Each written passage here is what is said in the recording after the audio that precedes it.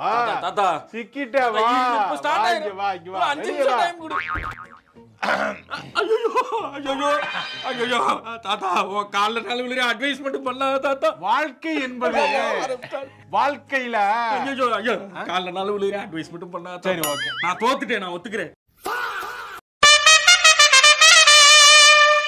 Okay guys, welcome back to another episode. So பார்த்தீங்கன்னா இந்த video பார்த்தீங்கன்னா இன்னொரு ஹோல்சமான வீடியோவாக தான் அமைஞ்சிருக்கு. நம்ம போன ஷார்ட்ஸ்லேயே வந்து ப்ரெடிக்ட் பண்ணோம். ஃபஸ்ட்டு வின் வந்து கேகேஆர் அகேன்ஸ்டாக தான் இந்த ஃபஸ்ட் வின் வரும்னு ப்ரெடிக்ட் பண்ணோம். பட் ஆனால் முன்னாடி அன்எக்ஸ்பெக்டாக வந்து டெல்லி மேட்சை போய் நமக்கு ஃபஸ்ட் வின் வந்துருச்சு. இப்போ பார்த்தீங்கன்னா வந்து நம்ம ப்ரெடிக்ட் பண்ண மாதிரி கேகேஆரோடய ஃபஸ்ட் வின் வந்துட்டோம். ஒரு கன்வின்சிங்கான ஒரு வின் தான் சொல்லணும். மெயினாக வந்து சிஎஸ்கே பவுலிங், நம்ம வந்து பேட்டிங் வந்து ஸ்ட்ராங்காக இருக்குன்னு நினச்சோம். பட் பார்த்தா பவுலிங்கும் வந்து ஒரு கரெக்டான காம்பினேஷன் கண்டுபிடிச்சி ஸோ பவுலிங்கால் வந்து இந்த மேட்ச் ஜெயிச்சிருக்கோங்கிறது தான் வந்து இன்னும் வந்து ஒரு ஹாப்பி நியூஸாக தான் இருக்குது. ஸோ அந்த மேட்சோட நம்ம இன்டெப்த் ரிவ்யூக்குள்ளே போவோம். ஸோ டாஸ் பார்த்தீங்கன்னா வந்து கேகேஆர் வந்து டாஸ் வின் பண்ணிட்டாங்க. ஸோ அவங்க வந்து பவுலிங் சூஸ் பண்ணிட்டாங்க. ஸோ ஓகே, ஏன்னா வந்து எனக்கு கான்ஃபிடென்ட் இருந்துச்சு. போன மேட்ச் வந்து கொஞ்சம் மாதிரி பவுலிங் வந்து கொஞ்சம் டீசெண்டாக இருந்தனால ஓகே சிஎஸ்கே வந்து ஒரு 210 220 மாதிரி ஒரு டார்கெட் போஸ்ட் பண்ணால் ஸோ அவங்க அதே பவுலிங் லைனப் வந்து டிஃபெண்ட் பண்ணலான்னு சொல்லிட்டு எனக்கு ஒரு கான்ஃபிடென்ட் இருந்தாலும் சரி ஓகே நம்ம பேட்டிங் பார்த்துக்கலாம் மாதிரி தான், அந்த மாதிரி தான் எனக்கு ஃபீல் ஆச்சு. ஸோ அதே மாதிரி ருத்ராஜும் சஞ்சு சாம்சன் ஓப்பனிங் ஆனாங்க. பட் ருத்ராஜ் வழக்கம் போல. பட் ஓகே இன்னைக்கு எனக்கு தெரியல, எனக்கு குறை சொல்லி ஒரு மாதிரி சளிப்பாயிருச்சு ருத்ராஜ் குறை சொல்லி. பட் சஞ்சு சாம்சன் வந்து ஓகே அவருடைய ஒரு இன்னிங்ஸ் ஆடிட்டு போயிட்டாரு, ஒரு 40 ரன்ஸ் ஆடிட்டு போயிட்டாரு. ருத்ராஜ் வந்து ஸ்பின் போட்டா ஸ்வீப் பண்ணா கரெக்டாக அந்த எப்படிதான் தெரியல, அந்த நேரமா இல்லை என்னன்னு தெரியல, கரெக்டாக அந்த ஃபீல்டுக்கு தான் போய் கரெக்டாக போய் விழுந்துச்சு. எனக்கு ருத்ராஜ் என்ன அடிக்கவா இல்லை என்ன பண்ணுறதுனே தெரில. ஏன்னா வந்து கொஞ்சம் கேப்டன்சி இன்னைக்கு கொஞ்சம் நல்லா பண்ணிட்டான் எப்படியோ. எனக்கு அவன் அடிக்க எனக்கு தோணலை, எனக்கு மூடு இல்லை ருத்ராஜ் அடிக்க, அதனால நான் அவன் விட்டுறேன். ஆனால் சீரியஸாக ஆயுஷ் மாத்திரை வந்து செம்மையா போன மேட்சும் சரி இந்த மேட்சும் சரி செம்மையா ஆடிட்டாங்க. வந்தோடனே டைம் எடுக்கிறதுல வந்து சூப்பராக ஆடுறான். பவுலர்ஸ் எல்லாம் செட்டிலே ஆட மாட்டான். ஆயுஷ் மாத்திரம் சஞ்சு சாம்சன் ஓப்பனிங் போடலான்னு நான் யோசிச்சேன். பட் ஆனால் எனக்கு தெரிஞ்சு காம்பினேஷன் ஏன் உடைக்கணுங்கிற மாதிரி இருந்துச்சு. ஏன்னா வந்து இப்போ ஆயுஷ் மாத்திரை பார்த்தீங்கன்னா இந்த ஒன் டவுன்ல வந்து நல்லா ஆடிட்டு இருக்கான். சஞ்சு சாம்சன் மேலே நல்லா ஆடிட்டு இருக்கான். எனக்கு தெரிஞ்சு ருத்ராஜ் வந்து ஃபார்முக்கு வரணுங்கிறது தான் வந்து இங்கே ப்ராசஸ் பண்ணணுமே தவிர நான் டக்குன்னு இப்போ வந்து பொசிஷனை மாற்றி விட்டு எனக்கு அதை குழப்பறதுல வந்து எனக்கு வந்து அதில் உடன்பாடு இல்லை. ஏன்னா வந்து அவன் சூப்பராக ஆடிட்டு இருக்கான். நல்லா ஆடுறோன்னு நான் மேலே கொண்டு போயிட்டு அங்கே ஏதாச்சும் பிரச்சனை ஆயிடுச்சுன்னா திருப்பி என்னால் காம்பினேஷன் வந்து உடைக்க முடியாது. ஸோ வந்து ருத்ராஜ் கெய்க்வாட் வந்து இந்த கேப்டன்சி பிரச்சனைனால வந்து பேட்டிங் ரொம்ப டிப் ஆகுது. ஸோ எனக்கு தெரிஞ்சு இந்த கேப்டன்சி பேட்டிங் ஆனும்போது கேப்டன்சியை ஒதுக்கி வச்சுட்டு இந்த பேட்டிங்கை கான்சன்ட்ரேட் பண்ணணும் தான் நான் வந்து சொல்லுவேன். பெருசாக எக்ஸ்பெக்ட் பண்ணல, ஒரு 30-40 ரன்ஸ் இப்போதைக்கு அடிச்சா போதும். ஏன்னா சஞ்சு சாம்சன் அங்கிட்டு ஒரு 40-40 அடிக்கலாம். ஸோ பவர் பிளேல உனக்கு 80 ரன் கிட்ட வந்துடும். அதுக்கப்புறம் ஆயுஷ் மாத்திரை ஒரு 40 ரன்ஸ்னா 120 கிட்ட வந்துடும். ஸோ அப்புறம் டிவால் பிரேவிஸ் அப்புறம் அங்கிட்ட உனக்கு பண்ணேன்னா இதுவே மினிமம் உனக்கு 1 ரன் கேரண்டியாக வந்துடும். ஸோ அந்த மாதிரி ஒரு டார்கெட் வச்சு நீ ஏன்னா உன் பவுலிங் நீ மினிமம் 200 போஸ்ட் பண்ணாதான் வந்து ஒருவேளை யாராச்சும் ஒருத்தர் 2 பேராச்சும் பவுலிங்ல வீக் ஆனா கூட நீ எப்படியாச்சும் சமாளிச்சு ஒரு கிட்டத்தட்ட வின்னிங் கேட்ச் கொண்டு போக முடியும். ஸோ அதனால வந்து ருத்ராஜ் வந்து கன்ஃபார்ம் பேட்டிங் ஸ்டெப் அப் பண்ணியே தான் ஆகணும். இந்த ஒரு ஸ்கீமால ருத்ராஜோட கெய்க்வாடோட பேட்டிங் வந்து ரொம்ப ரொம்ப முக்கியம் தான்.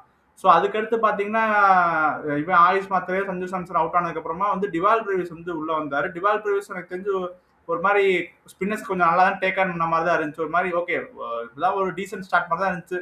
பார்ப்போம் இன்னும் எனக்கு தெரிஞ்சு இம்ப்ரூவ் ஆவார்னு நினைக்கிறேன். நல்லா அவருமே ஒரு மாதிரி டீசெண்டாக இருந்தார். சர்ஃப்ராஸ் கானுக்கு இன்னைக்கு ஒரு மாதிரி ஆன் அவுட்டாக இருந்துச்சு. பட் அங்கங்கே ஒரு பவுண்டரிஸ் அங்கங்கே எடுத்தாரு. ஸோ அவரும் போகும்போது ஒரு டீசெண்டாக ஒரு 18 balls 27-28 ரன்ஸ் தான் அடிச்சாரு.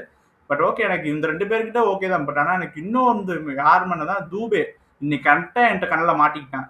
என்ன பிரச்சனைனா வந்து தூபேகிட்ட என்ன பிரச்சனைனா வந்து அவனுக்கு பெரிய ரேஞ்ச் ஆஃப் ஷாட்ஸ் கிடையாது. அவனுக்கு வந்து இந்த வீல தான் வந்து ஷாட்ஸ் ஆட முடியும்.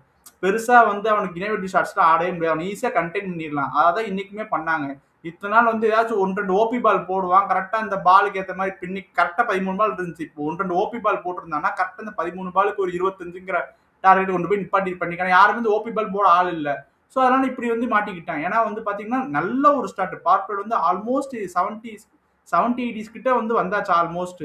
அங்கிருந்து வந்து 195ங்கிறது வந்து ரொம்ப ரொம்ப 192ங்கிறது ரொம்ப ரொம்ப பேட் ஸ்கோர்.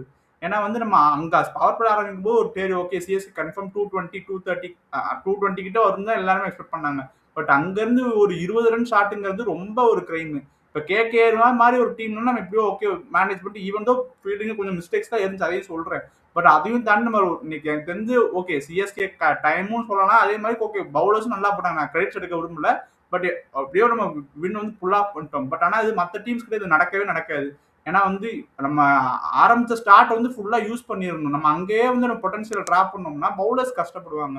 ஸோ அந்த இடத்துல வந்து தூபே வந்து ஒரு லிட்டில் சின்ன ஸ்கேம் பண்ணிட்டு தான் இருக்காரு கொஞ்சம் வருஷம். நானும் ரொம்ப நாளா சொல்லிட்டே இருக்கேன்.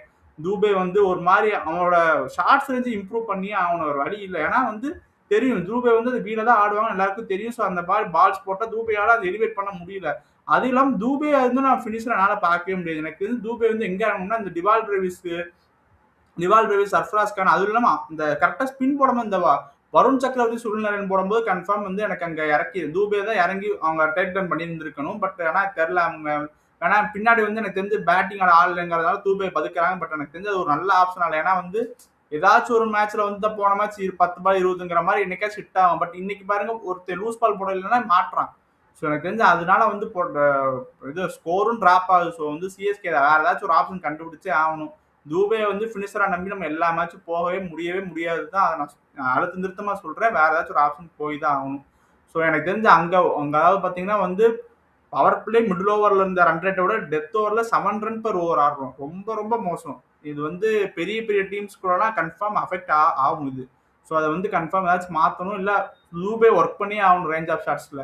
இல்லைன்னா வேற ஏதாச்சும் அவர் முன்னாடி இறக்கி விட்டு எனக்கு டிவால் பிரேவிஸ் கூட டெத்தில் ஓகே எனக்கு வேற வழி தெரியல. டிவால் பிரேவிஸ் இருக்கிற ரேஞ்ச் ஆஃப் ஷாட்ஸ் கூட அவரே ஏதாச்சும் பண்ணலாம் தான். பட் இன்னைக்கு எனக்கு ஓகே நான் குறை சொல்லலை. பட் ஓகே 192ங்கிறது வந்து இன்னைக்கு தப்பு தான். 10 ரன் ஷார்ட் தான். பட் ஓகே எனிஹவ் நான் விட்டுட்டேன். சரி ஓகே பார்ப்போம் பவுலிங் போனோம் நல்லா போட்டிருக்கனால ஒரு கான்ஃபிடென்ட்டா நான் வந்து செகண்ட் இன்னிங்ஸ் பார்ப்போங்கிறது ஸ்டார்ட் பண்ணிட்டேன். ஓகே அதை பற்றி பார்த்தீங்கன்னா அங்கிட்டு ஃபின் ஆலனும் இவன் சுனில் நாராயண் இறக்கி விட்டாங்க. பார்த்தீங்கன்னா எதுக்காகனா அங்கிட்டு வந்து நம்ம அகில் ஹுசேன் வந்து ஒரு லெஃப்ட் ஆர்ம் ஸ்பின்னர்னால சரி ஓகே அவனை டேக் டவுன் பண்ணுறதுக்காக சுனில் நாராயண் இறக்குனாங்க. அது ஒரு நல்ல ஸ்ட்ராட்டஜி. அதை பார்த்து கரெக்டாக ருத்ராஜ் கேக்கும் நல்லா சுதாரிச்சுக்கிட்டு இவன் அகில் ஹுசேன் வந்து பார்ப்பில் கண்ணிலே காட்டல. அதுவும் நல்ல ஸ்ட்ராட்டஜி தான். நல்லா வந்து கைல் அஹமதும் அன்சுல் கம்போஜ் வச்சு சூப்பராக போட்டாங்க. எனக்கு வந்து கைல் அஹமது வந்து எனக்கு அகில் ஹுசேனே வந்தாலும் கைல் அஹமதுக்கு தான் ஃபர்ஸ்ட் ஓவர் கொடுப்பேன். ஏன்னா வந்து கைல் அஹமதோட வேலையை நியூ பால்ல வந்து ஸ்விங் பண்றது தான். நீங்க அகில் ஹுசேனை போட விட்டுட்டு அதுக்கப்புறம் கைல் அஹமதுல பால் கொடுக்கறது வந்து எனக்கு தெரிஞ்சு அது ஒரு மாதிரி பாயிண்ட்லெஸ்ஸா இருக்கு. அவனோட பர்பஸே நியூ பால்ல ஸ்பின் பண்றது. Akhil Hussain he can bowl anywhere.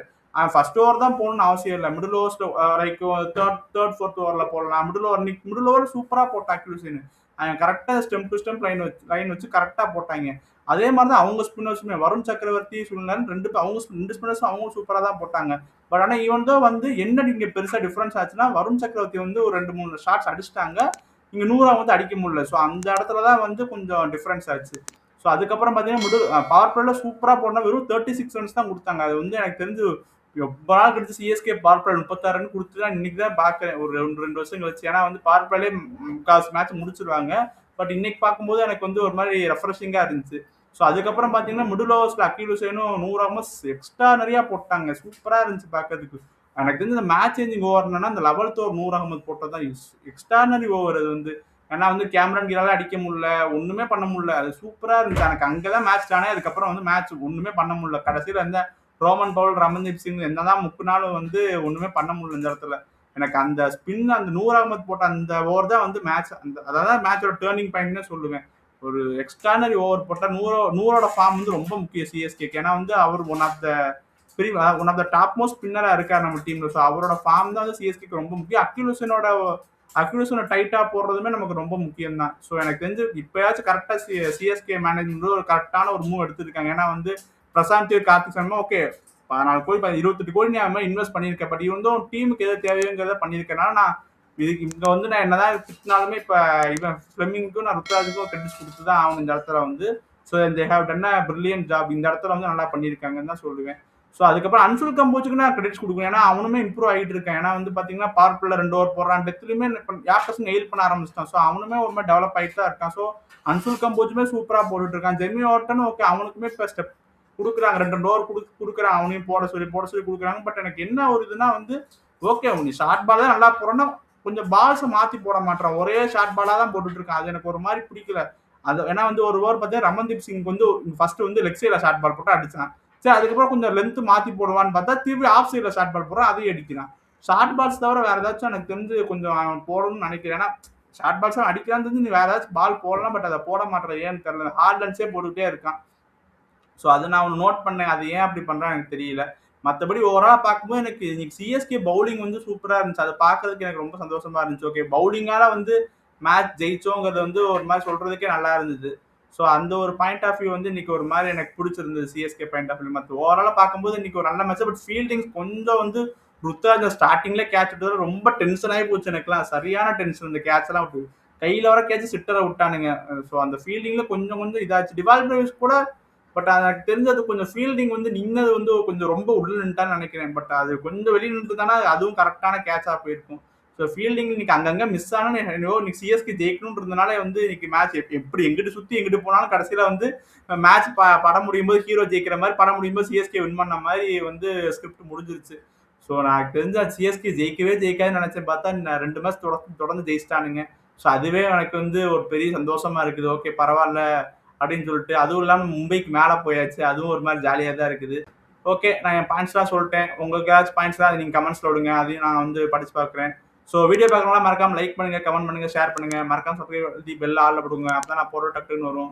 So நம்ம அடுத்த மேட்ச்ல நம்ம அடுத்த என்ன நடக்குதுங்கிறது எஸ்ஆர்எச்சோட அடுத்த மேட்ச். அது எப்படியும் காட்டடி மாட்டடியா அடிப்பானுங்க. அங்க என்ன நடக்க போகுதுன்னு தெரியல, பார்ப்போம். ஸோ நெக்ஸ்ட் வீடியோ சந்திக்கிறேன். Until then by from Hari. Bye guys.